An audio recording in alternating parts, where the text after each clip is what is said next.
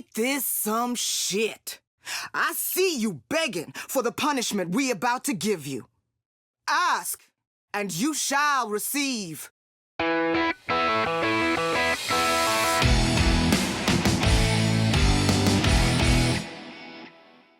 What's going on, everybody? Welcome back to the channel. I am LtBuzzLitebeer, and a few days ago when TU 16.2 first dropped and we could see the issues, I stated that I was tabling a breakdown video.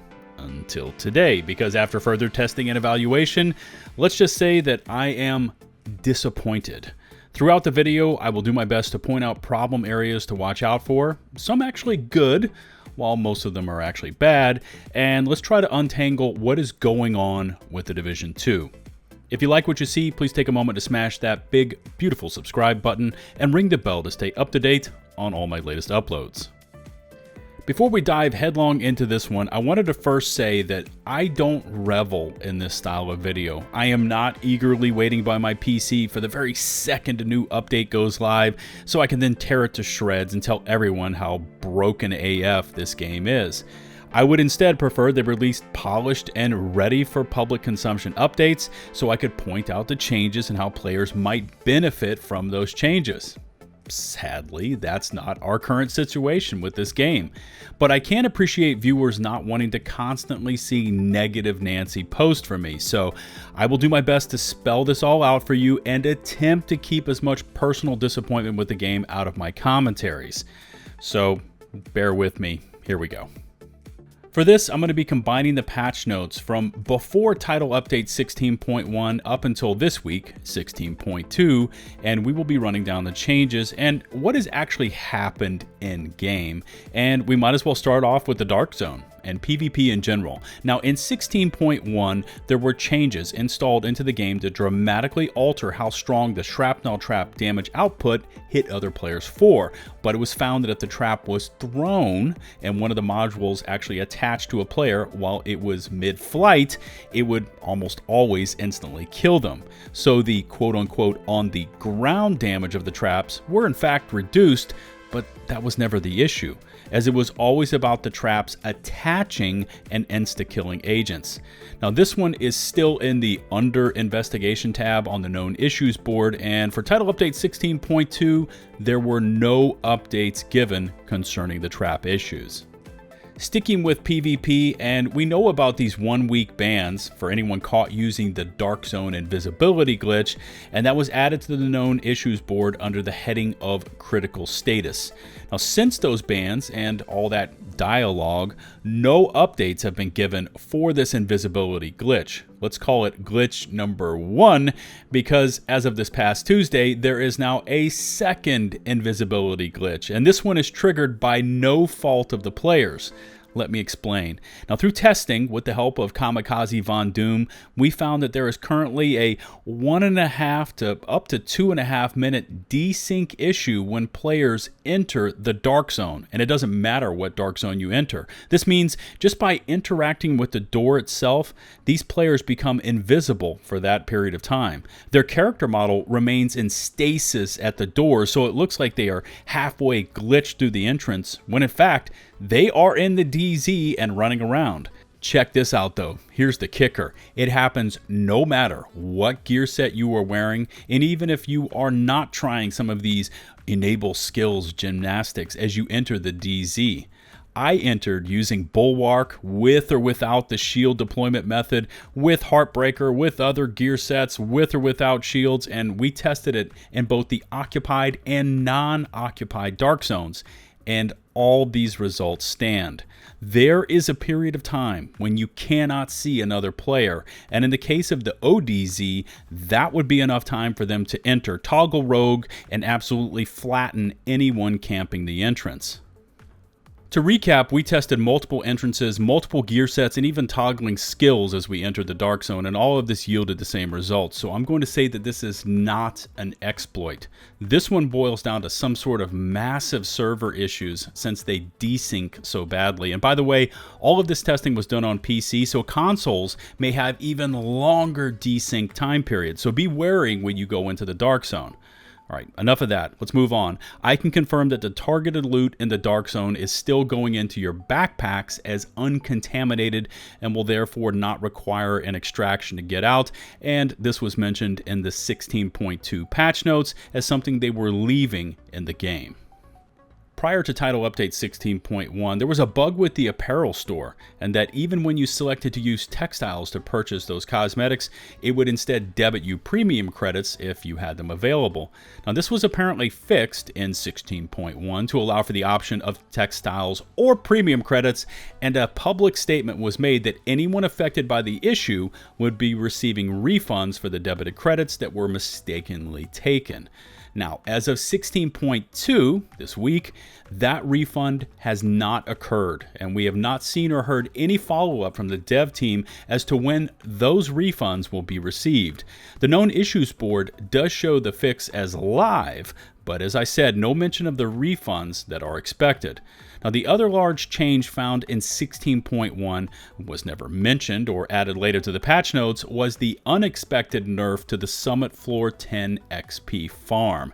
Now, this is not a debate as to if it should have been nerfed or not. You know where I stand on this, but the fact was that it was indeed nerfed. There was a public statement from the devs in response to the public outcry that those changes should have never made it into the game prior to TU 16.2 and that they were looking at further revamps. Now, this issue is still listed on the known issues board, and with TU 16.2, we have not received any updates or a much expected revert to the XP received from that Summit farm. Moving along to gear. And TU 16.1 really hit anyone with a perfect closer chest piece really hard, as when the changes were made to add the missing attributes to those that had gear that was affected, it also randomly re-rolled everyone's closer chest piece, even if you already had the perfect set of attributes. Now, for TU 16.2, the changes were made to revert the closer changes from 16.1, so that should now be fixed.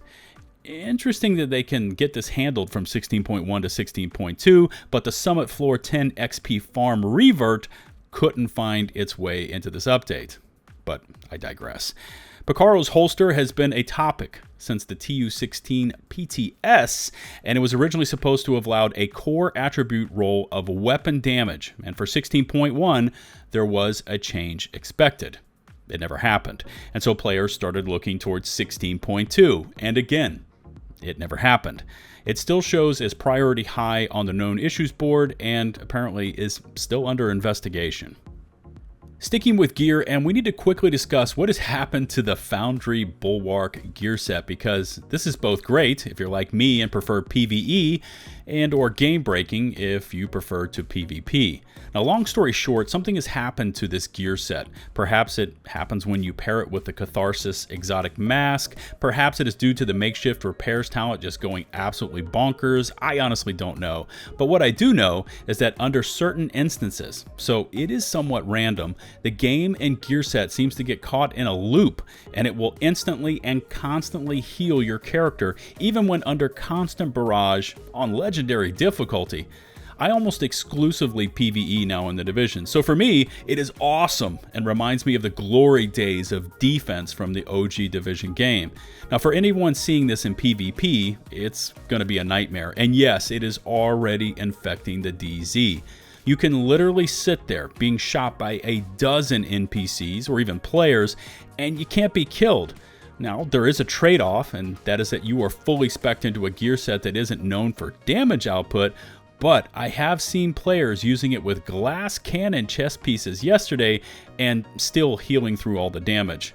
Now, through my testing, it took me a bit of work and fast traveling and dying to finally get it to work on PC, but as you can see from these clips, it is absolutely insane. Other random issues that we need to discuss prior to 16.1 up to 16.2 included the named weapons like the lefty shotgun not visually matching its archetype. Still nothing on those. The busy little bee weapon damage being also applied to skills has been fixed. Rifle damage appearing on assault rifles is now also fixed. The sledgehammer weapon talent is now visible in the recal library. 16.2 apparently fixed exotic components not dropping from control point clears, but For me, after clearing 4 heroic CPs, I did not receive a single exotic component, despite the data mine stating that there was a 20% chance to receive one. You would think of 4 clears, I might see one, but yeah, for me, nothing. And finally, there was and continues to be an issue with the current apparel event, Shade Paragon, not rewarding players with cash keys for every 4 shade ranks gained.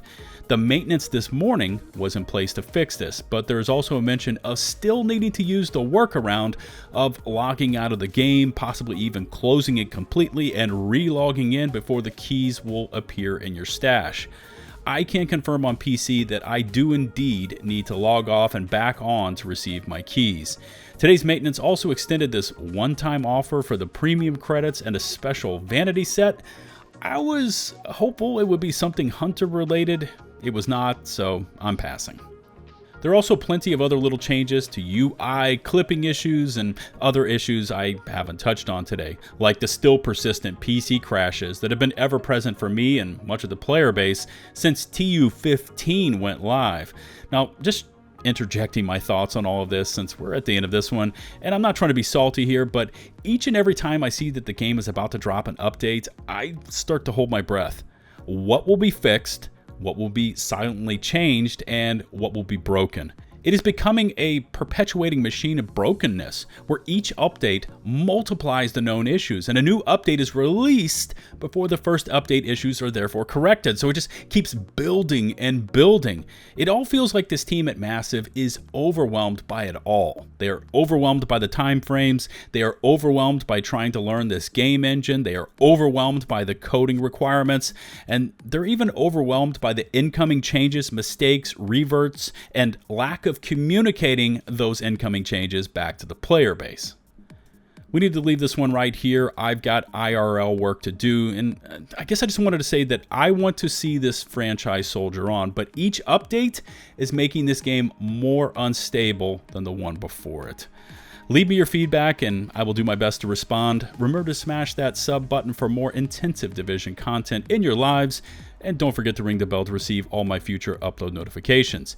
If you could take a few seconds more to rate and or share this video, it would be greatly appreciated. Remember, you can find and follow me on Twitch, Twitter, and over on my community Discord server.